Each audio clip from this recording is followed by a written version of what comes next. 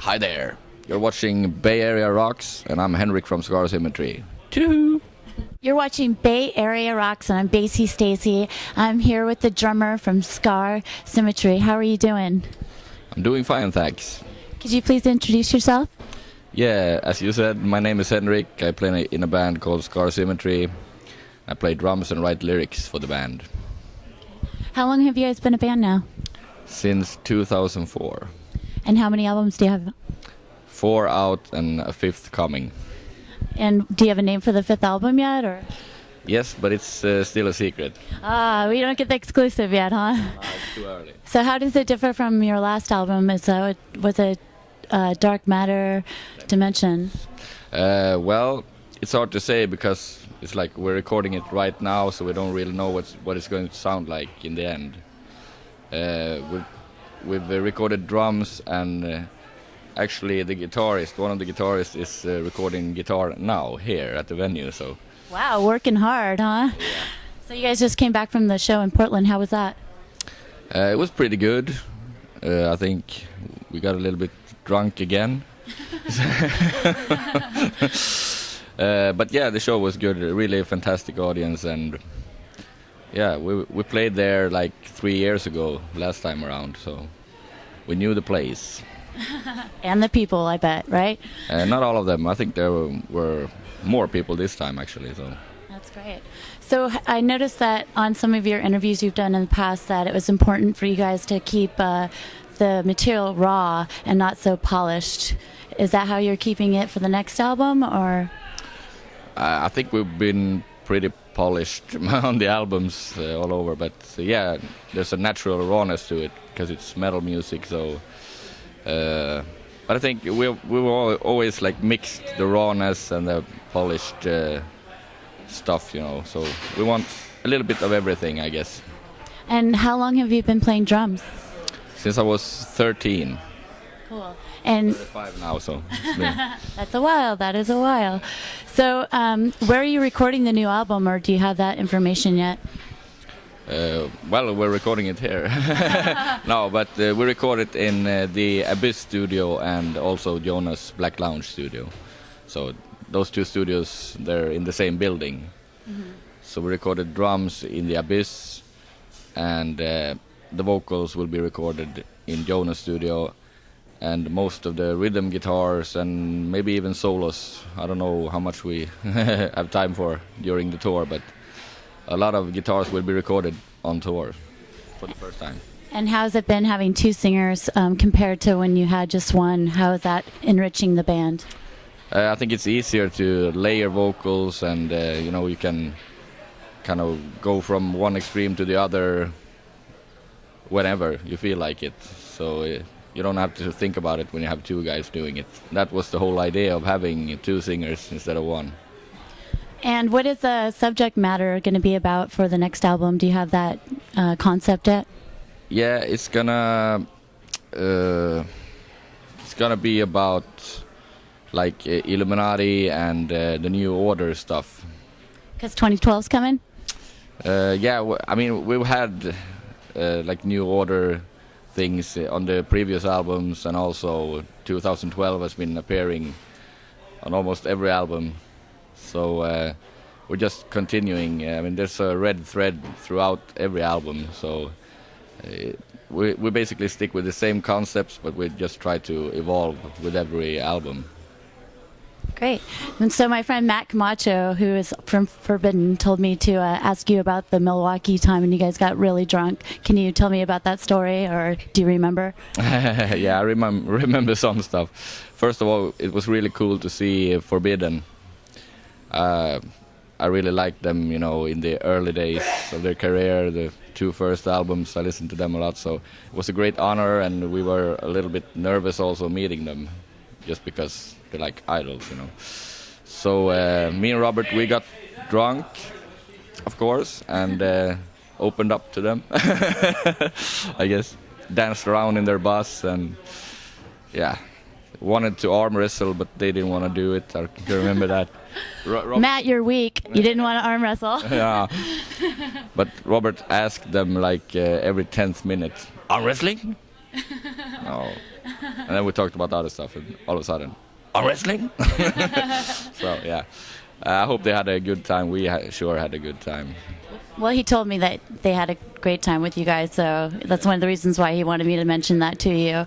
So, how's the tour going, and can you talk about like where you guys started, where you're headed, and everything like that? We started at Jack's, and that's in Springfield. Mm-hmm. And then there's been a bunch of shows. I don't know. I mean, the whole thing just melts together, basically. So we've traveled all over. We've done 4 shows in Canada and the rest in the US. And it's been everywhere. New York and, Cleveland, Detroit, Kentucky, Milwaukee, of course, Denver, Seattle, Portland yesterday, and San Francisco today. And we're continuing to Hollywood and Las Vegas, where we will headline. We've done some headline shows on this tour because Epica has many days off, and we don't really want to have days off, so we just take the opportunity to headline when they're taking a break, for one day. How long is your set when you guys headline? 1 hour, approximately. And it's like a half an hour right now, is that right? It's different from day to day. It's 30 or 40 minutes. What do you do to prepare to play on stage? Do you have any like rituals you go through, or anything like practicing or something like that? Yeah, usually I listen to the click tracks and just go through the show in my head and try to relax a little bit, just to get really relaxed mentally and physically, and that's about it. Try to eat something, but not right before the show, maybe. Well, Matt taught me about sushi. I don't know if you like sushi, but he's like, eat some sushi because it'll keep you light before you play and all that stuff. But everybody has their different stuff that they do. Yeah. So what festivals do you like to play over in Europe? Oh, I really love Summer Breeze. So we're gonna play there again next summer, and also Earthshaker, play there, and Metal Camp. All those big festivals. Grass Pop was great too. Haven't had a chance to play at Wacken yet, classic festival. So I don't really know what. I bet it's really great, of course. Yeah, I hear it's really awesome. Yeah. Cool. So where have you not played that you really want to play? Do you mean like towns or festivals, countries? Yeah, I would personally really like to play in Japan. That would be really cool, and also Australia.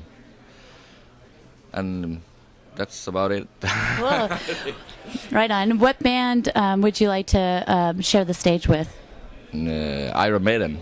Yeah, awesome. Or Judas Priest, or basically any of the great bands from the 80s that they really influence us.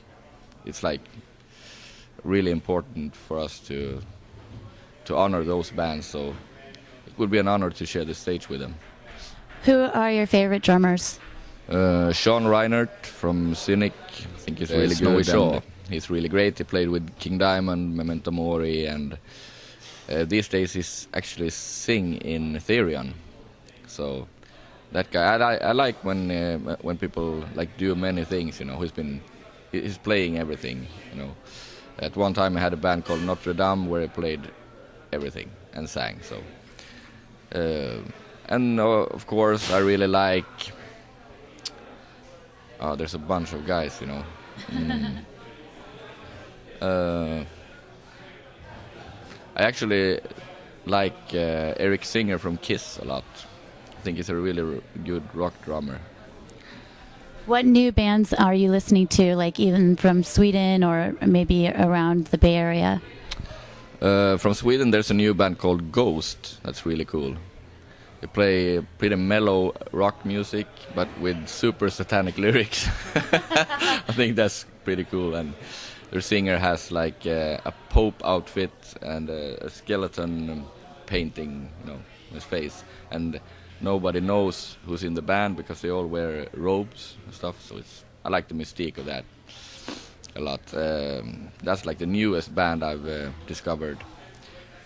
Otherwise, not that much new music, I think. not. I mean, there's certainly a lot of stuff, but I can't think of it right now. Understandable. So can you tell me any crazy tour stories or something that maybe happened backstage that you can remember off the top of your head that was really exciting or funny to you? Okay, yeah. Yeah, of course, I can do that. But, you know, I don't want to talk about people. Oh, you don't have to say names. Nah, it's just funny stuff happens all the time, like people getting drunk and wearing underwear on instead of shirts and stuff like that. It's really crazy. One really not so fun thing that happened on this tour was that Jonas, one of our guitarists, broke his arm actually. Oh no. So that sucks. How did he do that? He pulled off some ninja stunts. Oh, yeah. It was a really cool kick though. Unfortunately, he landed on his wrist. So. Oh no. How long did it take for him to recover from the broken arm? Or were you guys on tour at the time that you were on tour? Yeah, it happened on this tour. Oh really? Yeah. So is it still broken or is he just playing? Of course. Oh my God. Yeah. He's still broken. He's not playing for the rest of the shows. We've done 2 shows now without him. We have like, I don't know, 10, 12 to go. Yeah. With one guitar, so. Oh wow. So that sucks. Yeah, well, stuff happens. Yeah. At least they repair themselves, those arms, you know what I mean? Yeah. And when we crossed the Canadian border twice on this tour, and the second time we did it, this is like not so fun stuff, but it's just crazy stuff basically. But the second time we crossed the border, I was hungover and I just like walking into the place there, and they immediately picked me out from the group. I was like, I didn't think about that, you know. I just wanted to get the whole thing done. And then apparently they got a hit on my name on the Interpol system. Oh no.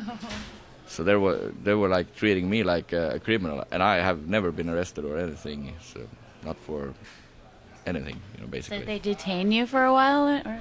Yeah, they threatened me with all kinds of stuff, so I got really scared, you know. And he asked me, you know, what did you do? We got a hit on you, you know, you've done something. It's in the system, but I don't know what, but tell me. And I was like, I don't know.